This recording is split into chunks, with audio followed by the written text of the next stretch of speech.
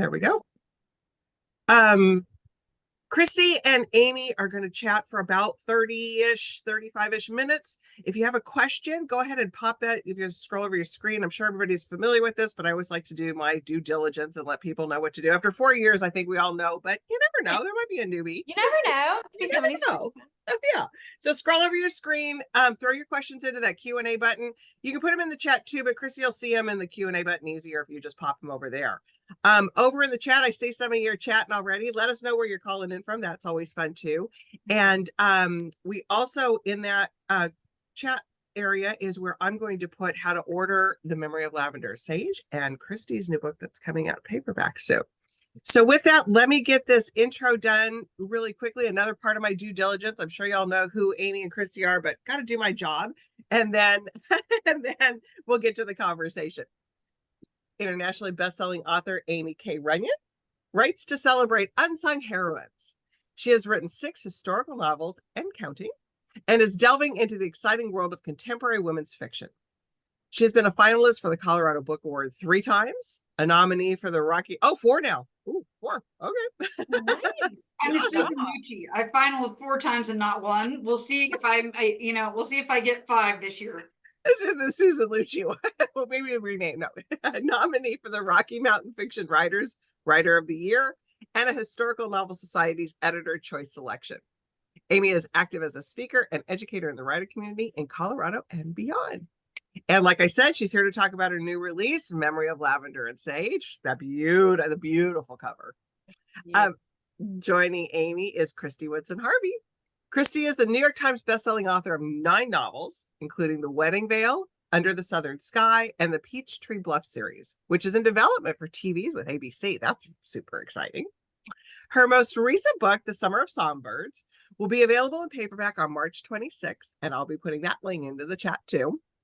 Her books have received numerous accolades, including Southern Living's most anticipated beach reads, Parade's Big Fiction Reads, and Entertainment Weekly's Spring Reading Picks. Kristy is the co-creator, we were talking about this a bit earlier, the co-creator and co-host of the weekly web show and podcast, Friends in Fiction. And if you're not familiar with it, go familiarize yourself with it. It's on Facebook, right?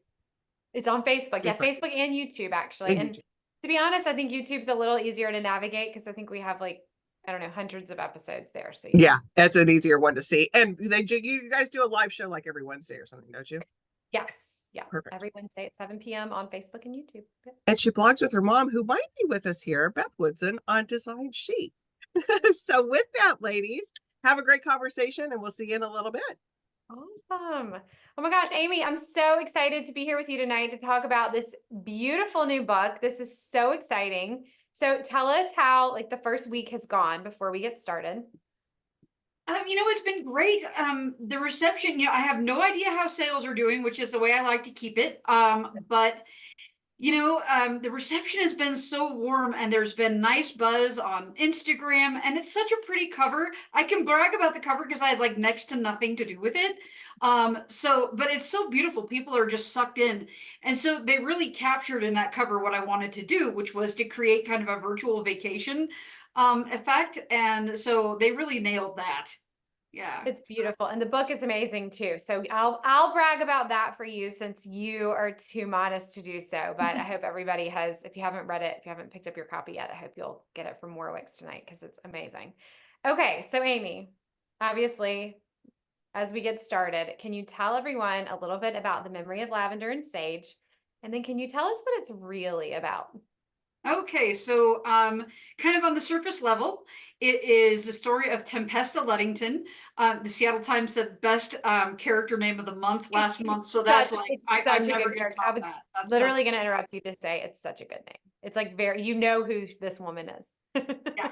Tempesta means storm or like a tempest in Occitan, which is an archaic dialect of Southern French.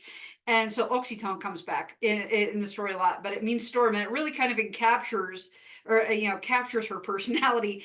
But she is she's born and raised in the East Coast and lives in New York as a food critic. And that's an amazing job, right? It's like a top tier job. It's the job a million girls would kill for, just like in The Devil Wears Prada, right? Just food edition. And, just another, Meryl Streep movie. It's kind of like the Julia Child equivalent, right? But she's miserable. She's absolutely miserable. And it's not the kind of cliche hallmark, oh, the big city life is terrible. She just feels like she doesn't fit in. And she's really disenchanted with how the food community in New York has been commodified and it's been capitalized basically. And so she's really unhappy. And her father dies. Her mother passed away when Tempesta was very young, and then her father dies also ahead of his time, but a couple decades later. And she gets a modest inheritance and goes to visit her mother's village in the south of France. It's called Saint-Colombe. And it's a beautiful village built into a hillside, like many of the villages there are. And she learns a lot about her mother's history and learns a lot about herself. And, there's a version of her inside that finally gets to come out while she's there. And it really is, on the deeper level, a story of self-discovery. I got to go to Provence when I was 18 as a student. I turned 19 there, and it was really where I felt like I left behind the last vestiges of childhood and moved into the next phase of my life. I felt confident in a way that I hadn't before, because I was navigating in a foreign country, in a foreign language, and I was doing fine. And that was really, because I was kind of the youngest child, always kind of like fussed over to a certain degree, like, oh, we'll do that for her so she doesn't, mess up or whatever. And this was a chance for me to prove to myself that I could do a lot of things. And I tried to capture that kind of energy in this book. Now, of course, Tempesta is 10 years older than I was at the start of the story. So she's got her life together in ways that an 18-year-old couldn't. But I do try to kind of capture that energy and her finding her home and her found family. I love that. Okay, so speaking of her finding her home, I have to ask you about this just right up top because I love this. So Tempesta makes a really rash decision to buy a house sight unseen, which results in arguably some of the best scenes of the book, honestly. So can you talk about this decision? And Aimie, would you ever buy a house sight unseen on the internet? Okay, so it's, she looks at it and she wants to stay near where her mother lived. And there's just not a lot of real estate because there just isn't. And she feels drawn to the house, and she definitely has been known, like her family has told her all the time, like she has been told her entire life that she's less than, less capable, she's rash, she's impetuous. And it's not, there, none of their opinions, like her grandmother is really harsh. And none of those opinions, none of those statements are based in any sort of fact. She's very rational, very, very smart. And, she graduates summa cum laude, and nobody ever, acknowledges that. And so, but she actually kind of lives up to that expectation of being impetuous by buying this house. So it's kind of ironically her living up to the expectations that were set to her. And with a name like Tempesta, they expect her to be a little bit, unpredictable. And I would never buy a house sight unseen. I am living in my dream house. I hope I never have to move. But yeah, it was a scary thing for her. It's not like she's, got the skills to fix up the house on her own, but thankfully she makes good friends with a carpenter. That's amazing. I love that. Okay, so there are many messages here about family and roots and loss and rebuilding, both physically and metaphorically. So can you talk a little bit about that? And then is there anything in particular that you really hope readers will take away from this novel? Oh, sure. So, I mean, the rebuilding, obviously, the symbol of this is the rebuilding of the Bastida Herbadosa, the House of the Sweet Herb, which is the name of the manor house that she buys. And throughout the entire course of the book, she's really rebuilding her life because she had a life that she wasn't happy with, and she dismantles it. It's not like she, necessarily sets a stick of dynamite under it, but she makes some irrevocable changes. Leaving her job at the newspaper, is not something that she can really undo, especially as time goes on. that becomes harder and harder. But she finds new ways to use her gifts while she's there. Helping to renovate a really cool kitchenware store, and writing an article, a travel article for the old newspaper that allows her to stay where she is, whereas a food critic would have to be in New York. And just finding new ways to use the gift she had in her new environment. And one thing I really didn't want to do was to have her completely eschew all of her New York street smarts when she comes to the new house, because her father was a very savvy businessman, and she learned a lot from him. And I want her to value those gifts, even if she had troubles with him as an individual. There was value in some of the things he taught her, and so I like the idea of everyone being redeemable, even Grandma Lucille. And she is terrible, not gonna lie, but fun to write, very fun to write. Aren't those always the best characters? Oh, so I mean, the scenes with her, it's like, oh, I can write that really fast. Just being nasty, and like little things, like always ordering from her favorite restaurant right before she comes to visit, just as a deliberate little slight. And that's the sort of thing she does to make her know that she's not welcome. So crazy. Oh my gosh. Okay, so speaking of ordering from your favorite restaurant, we've talked a little bit about you write food really well. And I loved this. A reviewer on Goodreads said that your books are always so delicious and will awaken your senses. I thought that was great. So, I mean, you could have gone a lot of ways with this. Like, why food? Why did you make that decision? And is that, kind of a theme for you? Yeah, well, I was thinking about this today because I was actually writing an article about the joy of writing foodie fiction, and check that, it's coming on Book Trib in a couple days. But really, I mean, because literature is meant to shine a light on the human condition, what is more universal than food? We all eat. And if you look across cultures, I mean, we eat different things, but there is an enjoyment taken in good food and pride taken in a dish well made that transcends culture. It transcends social economic status, and that's a rare thing. It transcends so much. And so to write lovingly about food is to write lovingly about the human condition. And I feel like we need more of that. This book is really meant to be something uplifting and warm and restorative, because I think we need more of that. And, I think that food is just something that we all resonate with. It's something that creates a visceral response in all of us. And also characters that appreciate food, because I love writing foodie characters. Lisette Micheline in A Bakery in Paris, and Tempesta in The Memory of Lavender and Sage. A future character, Veronica Stratton, in The Wandering Season, which is my next contemporary. They're foodie people, and they have a different way of looking at the world, because they're willing to spend, they're not just going to go to the corner market and buy whatever random ingredients they have, or, highly processed.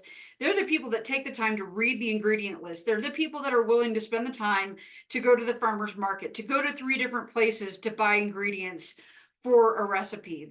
Shopping the old French way, where you go to the butcher, the cheesemonger, the bakery. You do all those things, and they're the people that still appreciate that. The people who are willing to sacrifice 2 hours out of their day to have a culinary experience at a restaurant. And they have a way of viewing the world that's just different.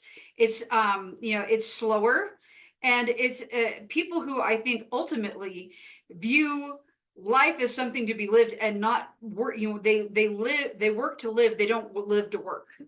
And I think that is something that really, and of course, I'm sure there are exceptions to that, but I do think that these are people that have a slightly a worldview that goes against the grain of, the standard of American society, for sure. I totally get that. And I mean, and that's a worldview that I think, not to speak for you, but that I think you share. I mean, you sent me, oh my goodness, the most amazing spices for when you were at A Bakery in Paris, and we had you on Friends and Fiction, and you were like, no, like this is not like your average cinnamon, or all the wonderful things that you sent. I think I figured out what's happening here. All the Why Kristy I'm Woodson popping up a bunch of times. I think I put the wrong link somewhere. I'm sorry. So there might be a few Kristy Woodson Harveys on here. That just hit me. I just did a video like right before I got on, and I think I posted the wrong link. So apologies. That's why we're seeing a lot of me. Anyway, but I do feel like that's kind of like a worldview that you have, and it's something that like infuses your books really well. And I think that's an interesting lead in to where I wanted to go next, because probably a lot of the viewers here know you from your amazing historical fiction. And this was kind of your first foray into contemporary fiction. But what I think is really interesting is that you still maintained like these threads through the stories, and you still maintained like your Aimie voice and, all of these things. So I think that readers who love your historical fiction will love your contemporary fiction and vice versa. And so what made you decide to take this leap? Like, was it you got a story idea and you thought, yes, this is what I'm going to do? Or was it, you thought like was it a conscious decision, or did the story just come to you? Basically. It was one of those things where I'm a workaholic and I love having multiple projects going. And granted, I think that I maybe have bitten off a lot lately. If you look at my schedule for the past couple of years and the years coming up in the next, through 2025, it's, I'm always kind of ill at ease when I don't have a project going. And so I always in the back of my head wanted to have 2 lines of fiction going, a historical and a contemporary going every year. I didn't want them to cannibalize each other, but I did want the readership to overlap. And so I knew that it had to be something that was really atmospheric, because that's what historical fiction does. It transports you. It's almost a cousin genre to fantasy and sci-fi, because it really does, immerse people in a new world. And I wanted to be able to do that in the here and now by creating, really transportive contemporary fiction. And so I tried to invoke a lot of the same, kind of feel from my historical novels, but setting it in the here and now. And of course, the fun challenge is like, I get a note from my editors, like, why didn't they just send a text? Oh, because they have cell phones. I can do that. Oh, I can solve so many problems. Technology. Yeah, it does. Like, even like, when to pick people up from the airport. And I love the email exchanges between Tempesta and her brother Wall. Oh my God, that was so much fun. So great. Okay, so all that aside though, I mean, if it's me and I'm thinking like, oh, I've been writing these like really in-depth historical, I have not been, but I'm just saying you've been writing these really in-depth historical novels. You've been doing all of this research and like getting really deeply into these stories. But Memories of Lavender and Sage is not like a short on research kind of book. I mean, this is not like you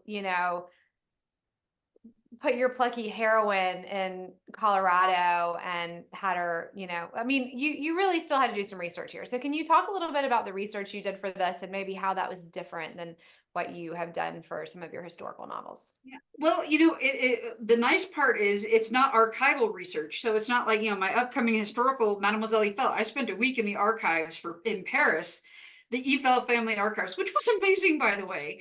So cool.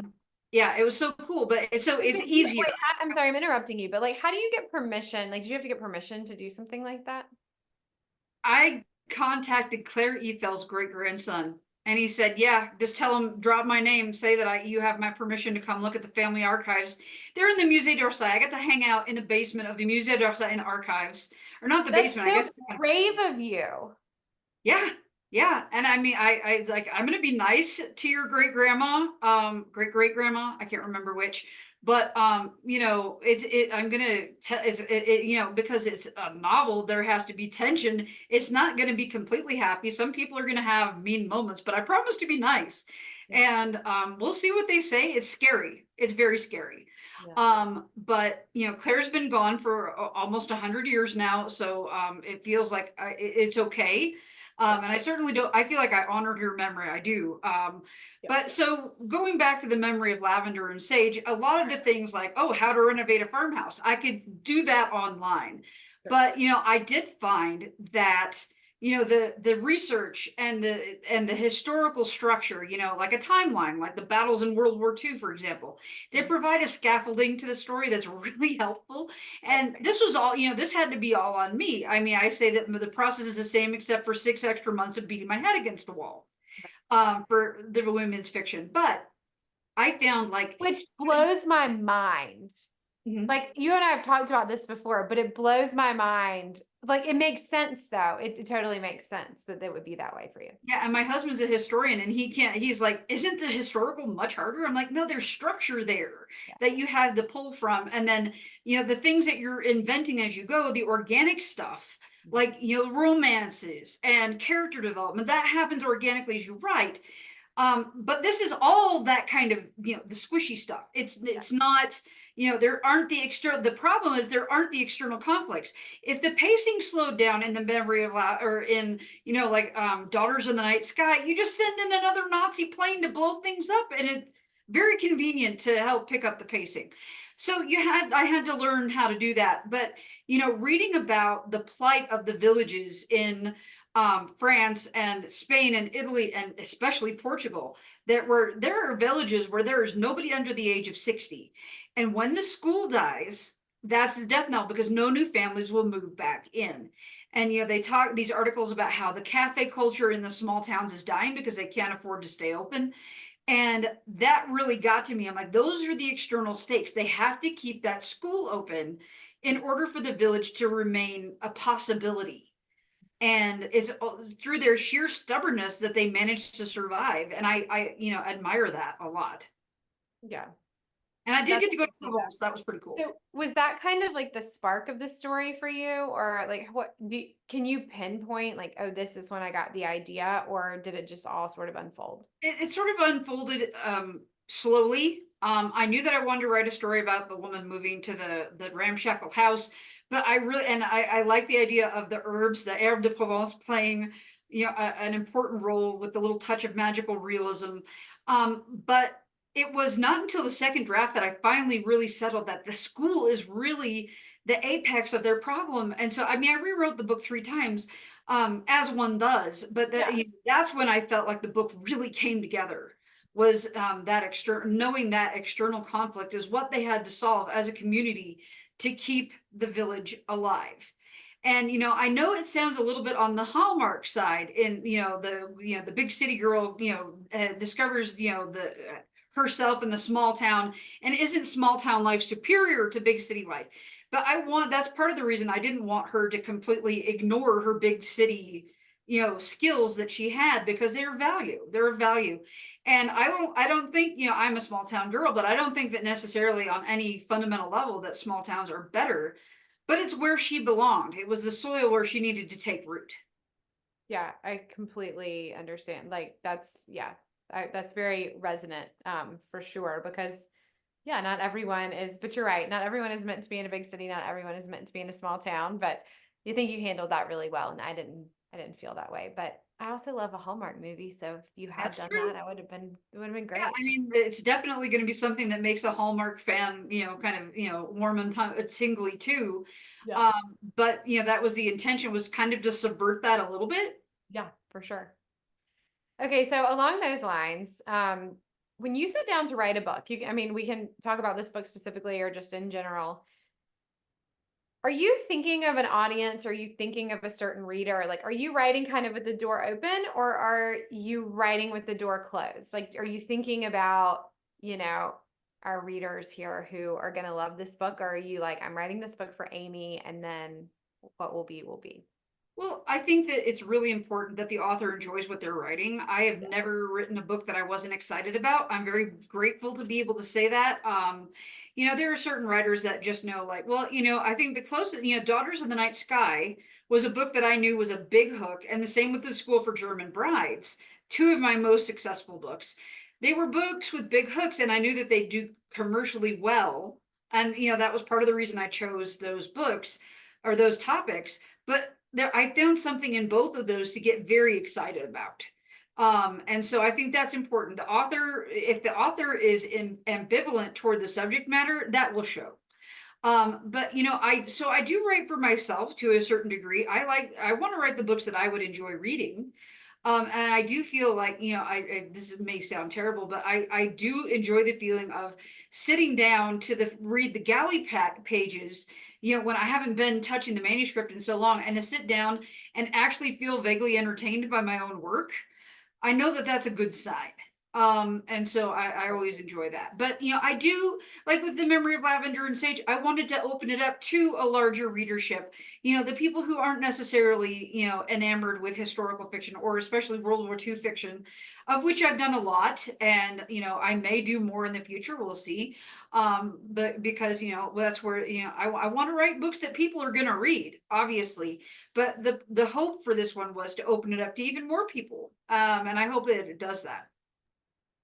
I hope so too, because I think readers are really going to love this one. Okay, I did want to remind everyone, if you have a question for Aimie, drop it in the Q&A or in the chat, and we'll get to it in just a minute. If you don't, it's fine, because I have lots more questions. So we are good to go. I am really interested in this. I think maybe from like a writer perspective, but maybe from a reader perspective. And might be kind of a hard question, so we can skip it if you want. But when we're writing, obviously, you know, we're creating a story, and hopefully we're changing our readers' worldview a little bit along the way, even if it's not consciously, right? Like it's just something that's coming out in the story. Because I think we don't write a book with no purpose, right? Like there's something in there that makes its way in there that, you know, is hopefully going to make people think about the world in a little bit of a different way, or themselves. Or so I'm interested though in if this book changed you at all. You know, that's a great question. It made me think as a writer. I think it absolutely did. I learned a lot about my craft while writing this book, and how to write, you know, a contemporary novel without driving myself crazy. Because, you know, I think the first draft of this book, it's dedicated to my friend Janelle Soselsky, International Treasure, if you look at that. And it's because she read it when I was about ready to toss it in the bin and just like give back my advance money and say, I can't do this. And she talked me off the ledge. But because I persevered, I did learn a lot about what it takes to write a contemporary novel, and do it in such a fashion that is less brutalizing to myself. But you know, as far as, you know, it caused, I'm not sure how much I learned, but maybe like it was an exercise in introspection. Because this is a very introspective novel, and I wouldn't say it's anything like autobiographical, but there are moments that definitely feel real. You know, Yeah. a woman really wanting to reclaim her agency and to feel like she's competent in a world where she's been told time and time again that she isn't, and she has to leave the home she knew in order to realize how competent she truly is and to find her gifts, of course, and that's symbolized by her greenhouse. I love that. No, I think that's you also answered, I think, a little bit something else that I was going to ask you, but and you might feel like you fully answered this, and if so, that's totally fine. But you know, sometimes I feel like bits and pieces of our own story and our own life make their way into the pages of these books. Even I'm sure when you're writing World War II fiction, you know, and I mean, and you have touched on that a little bit, with kind of like finding your agency in the world, and also, you know, your amazing trip to Provence when you were a teenager. But is there anything else, or even like a character that you most related to in this story, or like little bits and pieces of your life that you kind of feel like made their way in? You know, I think that, you know, I did relate a lot with Tempesta, and, you know, I love the scenes where, like she has her good friend Esteva kind of coax her into, some subtle changes, like buying new clothes, and things like that. I do love a good makeover scene. And, you know, it's her kind of like, you know, shedding her skin and, you know, or coming out of her, you know, proverbial, chrysalis, and stretching her wings, like a little butterfly, and putting on some color, and you know, accepting her life in the south of France. And I loved that. I loved that. And I remember, you know, when I was dead broke. I was an 18-year-old college student, and buying some clothes that were a little bit more like authentically French, and how freeing that felt, instead of, you know, the dowdy American clothes that I had at the time. You know, because I had, you know, just like kind of frumpy t-shirts and shorts because I was an American college student. And You know, some of that definitely feels kind of reminiscent of things. And, you know, Grandma Lucille is really an interesting character in that she kind of represents the inner critic, the really harsh inner critic that tells her she's less than and not able to do things. And she kind of embodies all of that. And so I really had fun with that too. So I love that. Okay, so Dorothy Schwab said that the greenhouse, which you mentioned earlier, was one of her favorite settings in the book, and she wants to know if you grow herbs for your cooking. I actually bought when it was last spring I did buy a very small kind of like not necessarily greenhouse, but it's like a table with a greenhouse covering over it. And I bought some herb plants, and currently they're, because we were expecting 4 feet of snow, they are in my garage, the ones that are perennial, and hopefully they'll bounce back here in a few months. But unfortunately, it's very windy here in Estes Park, so the greenhouse covering didn't fare too well. Yeah, it was the first time I felt like it was fun to have that experience. I'm not much of a green thumb. I've had a few rose bushes do well in my past, but I love the idea of growing something that's useful in the kitchen. I love basil. I cook with basil all the time. I have a spice drawer full. And so even though I hadn't had a lot of experience growing these things beforehand, and I did a lot of research, you know, about how they work, you know, how they grow, what their tendencies are, what the personality of each herb is. Like basil is, first of all, they all have a symbolic value, just like flowers in Victorian England. So basil, for example, represents love, and it's an annual, so, or it's an annual, so it does not come back, and it's very finicky. It's easy to kill, and so I love how delicate you have to be with basil to keep it thriving. And but there's nothing more resplendent than a healthy basil plant, and the smell when when you just take in a big breath of the basil. There's nothing, it's cleansing, and it just feels so wholesome. But yeah, I love the symbolism of all the herbs. That was a great deal of fun to play with. That's so cool. I love that. Debbie Stone wants to know what initially brought you to Provence. So when I was picking programs, when I was looking, because I was a French major, and I tested into French 301 my freshman year because I had an amazing high school French teacher. And so I went right away, like after my freshman year, between freshman and sophomore year, for a summer and fall semester, and graduated, you know, because I was, you know, it was expensive, so I was trying to graduate early. And I was looking at the places that had summer programs, and I kept coming back to the Institut Américain Universitaire in Avignon, which is the biggest city I've ever lived in, actually. Ironic that I said it in small town France, but I lived with a family that was very much Provençal, and not, I mean, they identified more as Provençal than they did as French. They understood some phrases from the language. They certainly weren't like native monolingual speakers, but they did understand it. And there's a deep affinity for Frédéric Mistral, the author of the poem that's referenced. And I wanted to kind of emulate the tragic love story from that, the Vincent Mirail, the epic poem, which I have. Oh, hold on. I can reach it. Here. This is the book that I'm referencing in the first chapter. You know, the bland cover, and it's got Occitan on one side, French on the other, and it is written in the 1900s or 1800s, and it's the 19th century. But it is an attempt to revive the Occitan language that had been basically killed off by you know, the powers that be in central France. And so there was so much there that I wanted to put into a story. And because I have a historical bent, it means that, you know, I'm throwing in 19th century poetry.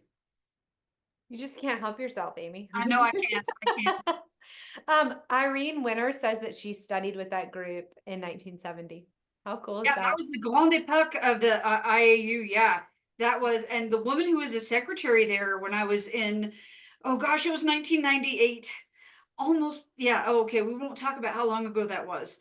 We won't do the math, but horrifying when we think about things like that. Yeah, it really is.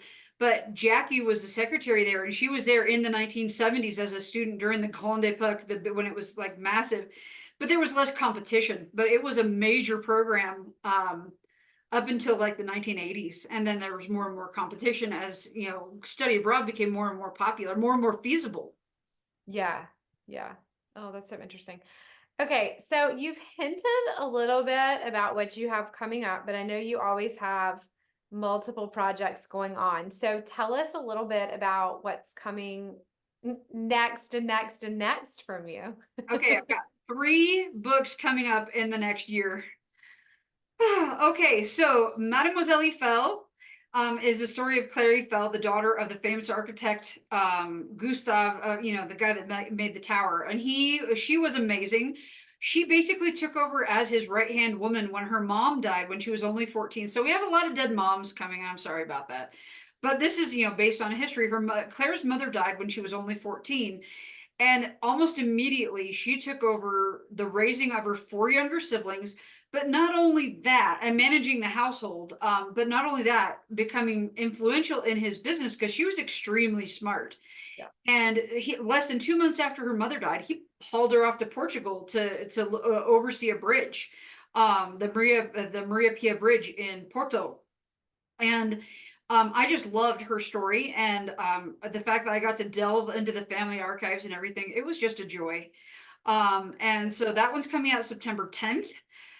Very excited about that one. And then in November, and I think it's like mid-November, like November 18th, is the Liberty Scarf, and that is a collaborative novel with Janelle Soselsky and Rachel McMillan, 2 lovely human beings. Rachel being like a superstar here at Warwick's. And it is a story, it's a World War I story about, and it's 3 disparate stories that are all connected by this one beautiful scarf from Liberty of London. And it's was, you know, definitely a fun book to write. And mine has to do with, I get to go back to my research from the Hello Girls. My character is a French Canadian from Maine who goes overseas to run the telephones. And so that was very fun. And then my next contemporary is coming out sometime in the spring of 2025. And we just settled on a title. You guys can be the first to hear. It's called The Wandering Season. And it starts off here in Estes Park. I got leave to write 1 chapter or a couple of chapters here in Estes Park. But a woman gets an engagement ring and a DNA test for Christmas, and neither of those things goes according to plan. And she ends up on this epic voyage all throughout Europe to visit the places where her ancestors came from. And there's little bits of magical realism. So if you like that aspect of The Memory of Lavender and Sage, you'll like this. It's a little bit more pronounced. She kind of sees her visions of her foremothers. And she is on a voyage all throughout Europe, and spends a lot of time in Ireland, which is a very exciting place for me to write about. And you know, it's just a lot of fun. I'm working on wrapping that one up now, and we'll see what else gets contracted down the road. But that's what's coming officially down the pipeline. Well, it's not much, Aimie. We wish that you would write a little faster. Yeah, That is incredible. That is really, really incredible. Okay, Debbie Stone says she's going to Portugal next year, and her grandpa helped build a bridge in Lisbon, so she's definitely going to be reading that book. Anyway, this all sounds fantastic. So before we let Julie come on to wrap us up, can you tell everyone where they can keep up with you online and just make sure that they're tuned in and keeping up with all of your amazing books coming out? Definitely, you also need to discuss your editor who emails us sometimes. My editor? Yeah, Gigi Cat. Gigi Cat is my editor. He literally is. Amy's like, what? Yeah. Yeah, my cat, he's over on my desk right now. He literally has a bed on my desk. He's usually not more than 3 feet away from me while I'm writing, sometimes peering over my shoulder. And he is the most calming presence. He was my divorce kitty. I got him a month after I moved out, and he's just, you know, and he is actually, he is Astra in The Memory of Lavender and Sage, a little black kitten that she finds in the leaves when they're rebuilding the greenhouse. And so he loves this book. It's his very favorite. To keep a hold of me, just bear in mind my first name is spelled strange. It's Aimie. So if you search for me, that makes it very easy. If you look for Aimie, AimieKRunyan.com. I'm Aimie K. Runyan on Facebook, Bookish Aimie on Instagram, long story there, but at Aimie K. Runyan almost everywhere else. And I'm fairly easy to find.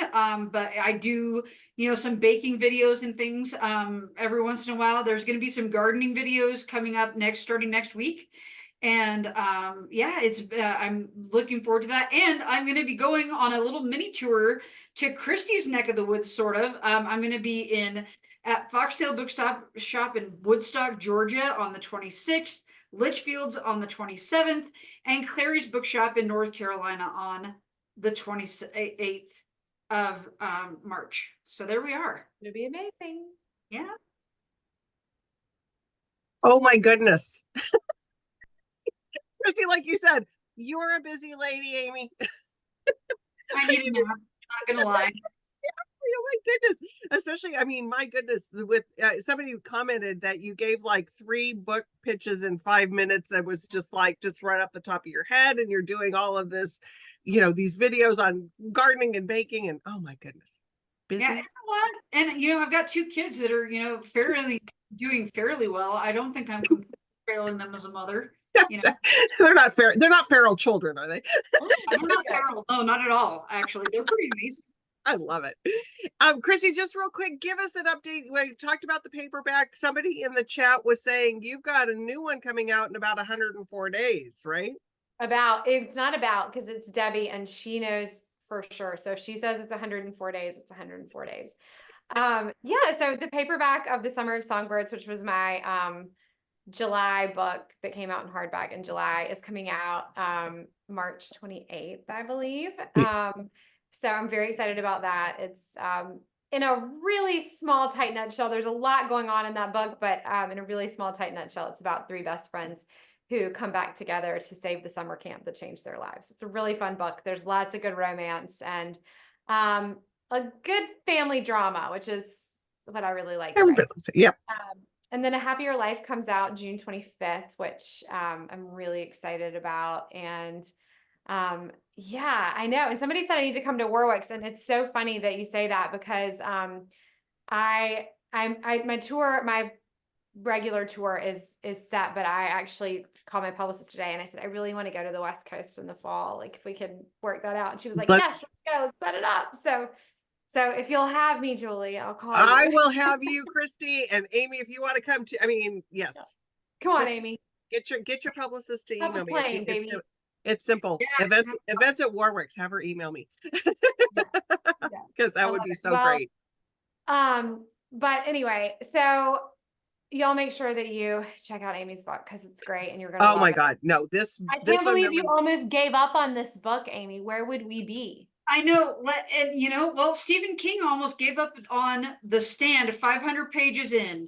It's the Estes Park energy. You got to keep going. It is. Yeah. And I do think we all get to that point at some point where we're like, this is garbage. Like who would read this? Oh my gosh, yeah. Part of the process. But the self-doubt though, I mean, I see a lot of authors and the ones that are super confident, the ones that have some self-doubt, those are typically the better books.